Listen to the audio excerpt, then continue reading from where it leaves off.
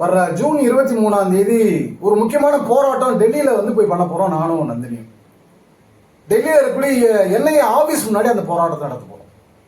மோடியை தூக்கில போடணும். அதுதான் அந்த போராட்டத்துடைய முக்கியமான கோரிக்கை. ஏன் மோடியை தூக்கில போடணும்? என்ன குற்றத்துக்காக தூக்கில போடணும்? 2019 ராணுவ வீரர்கள் ஒரு 40 பேர் புல்வாமால காஷ்மீர்ல படுகொலை செய்யப்பட்டது நம்ம எல்லாருக்கும் தெரியும். 7 வருஷம் ஆயிடுச்சு. தேர்தலை ஒட்டி, பாராளுமன்ற தேர்தலை ஒட்டி எப்படியா தேர்தலில் ஜெயிக்கணும், பாராளுமன்ற தேர்தலில் திருப்பி பிஜேபி ஜெயிக்கணும், மோடி 2வது பிரைம் மினிஸ்டர் உட்காரணும்ன்ற ஒரே நோக்கத்தோட அந்த படுகொலை திட்டமிடப்பட்டது. இது நாட்டில் இருக்கக்கூடிய எல்லாருக்கும் தெரியும். ஏற்கனவே இது சம்பந்தமா நிறைய விவாதங்கள் நடந்திருக்கு. அன்னைக்கு கவர்னரா இருந்த ஜம்மு காஷ்மீர் கவர்னரா இருந்த சத்யபால் மாலிக் உட்பட இன்னைக்கு அவர் இல்லை. ஆனா அவர் இது சம்பந்தமா வெளிப்படையாவே நிறைய விஷயங்கள் சொல்லிட்டு போயிருக்கிறாப்ல. மோடி திருப்பி 2வது தடவை உட்காருன்றதுக்காக அந்த படுகொலை நடந்தது. திட்டமிட்ட படுகொலை அது ஒரு அரசாங்கத்துடைய படுகொலை.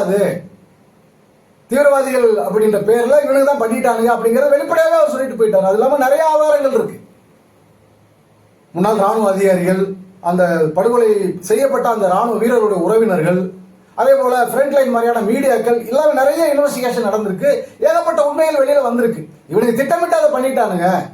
ஏன்னா 2014 தேர்தலில் ஒரு ஊழலுக்கு எதிரான ஒரு மூவ்மெண்ட் அப்படின்ற ஒரு பிரச்சனையை கிளப்பி மோடி பதவிக்கு வந்தாப்புல. குஜராத் மாடலு, பல பொய்யான வாக்குறுதிகளை கொடுத்து கருப்பு பணத்தை கைப்பற்றுவோம், பல பொய்யான வாக்குறுதிகளை கொடுத்து மோடி ஜெயிச்சு வந்தாப்புல.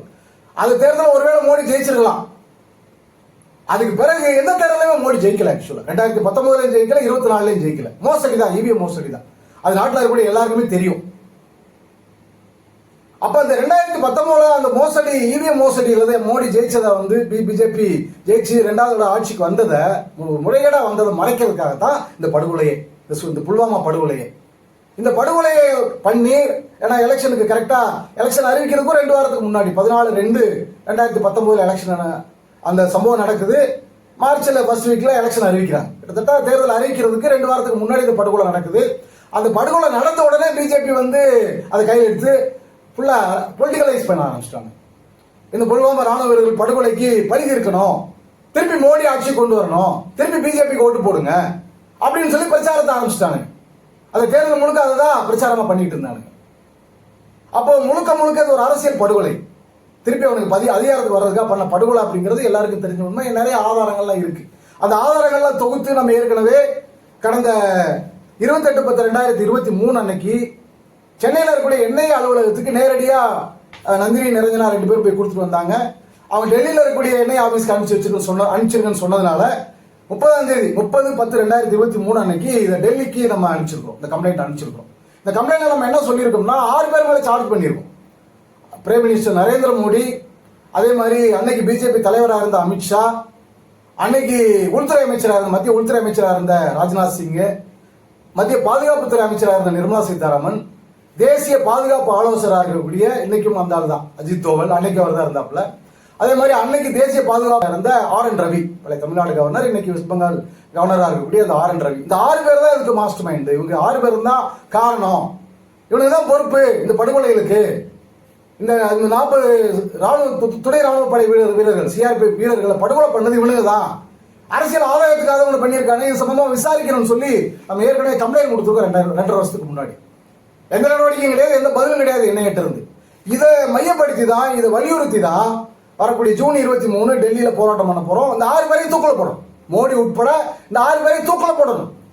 ராணுவ வீரர்களை படுகொலை பண்ணவனுங்களை எப்படி சும்மா விட முடியும்? தூக்கு தண்டனை தான் அதுக்கு சரியான தீர்வா இருக்க முடியும். ஏன்னா இவிஎம் மோசடி பண்ணி இவனுக்கு அதிகாரத்தில் இருக்கிறதுக்காக, மக்களை மடமாற்றி விடுறதுக்காக, டிபேட்டை உருவாக்குறதுக்காக இந்த படுகொலை நடந்திருக்கு. இது மாதிரி நிறைய பண்ணியிருக்காங்க. இவனுக்கு ஆயிரக்கணக்கில் பல்லாயிரக்கணக்கில் இது மாதிரியான படுகொலைகள் குஜராத்தில் பண்ணியிருக்கானுங்க, மணிப்பூர்ல பண்ணியிருக்காங்க, இந்தியா பூரா பண்ணிட்டு இருக்கானுங்க.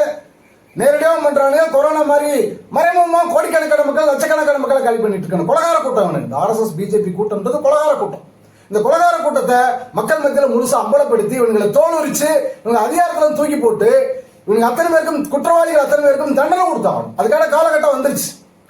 ஒரு மக்கள் புரட்சி நோக்கி இந்தியா போயிட்டு இருக்கு. அதுக்கான சூழல் உருவாயிருச்சு. அதை வெளிப்படுத்தக்கூடிய முறையில தான் வர ஜூன் 23 டெல்லியில போய் என்ஐஏ ஆபீஸ் முன்னாடி இந்த போராட்டத்தை பண்ண போறோம். உறுதியா பண்ண போறோம்.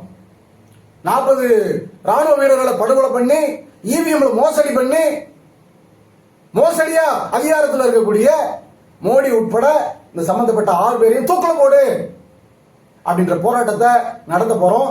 இது ஒரு பெரிய பிரச்சனையா மாத்த போறோம். இவிஎம் மட்டும் இல்ல, இவிஎம்ல இவனுக்கு ஃப்ராட் பண்ணி ஜெயிக்கிறதா இது மாதிரி நிறைய படுகொலைகள் பண்ணிட்டு இருக்காங்க. நாங்க தான் பெரிய தேசபக்தர்கள் சொல்லுவாங்க. இவனுங்களை மாதிரி தேசத்துறைகள் யாருமே கிடையாது. இந்த தேசத்துறைகள் இந்த நாட்டில் பதவியில் இருக்கக்கூடாது. இருக்க ஆபத்து, நாட்டுக்கு ஆபத்து, மக்களுக்கு ஆபத்து. இவங்களை அப்புறப்படுத்தி ஆகணும், இவங்களை தண்டிச்சாகணும்.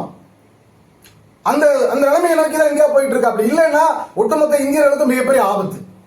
அதை வெளிப்படுத்தக்கூடிய முறையில தான் இந்த போராட்டத்தை டெல்லி நடத்த போறோம். நாட்டுப்பட்டு இருக்கக்கூடிய, நாட்டை நேசிக்கக்கூடிய அத்தனை பேர் இந்த போராட்டத்துக்கு முழு ஒத்துழைப்பு கொடுங்க.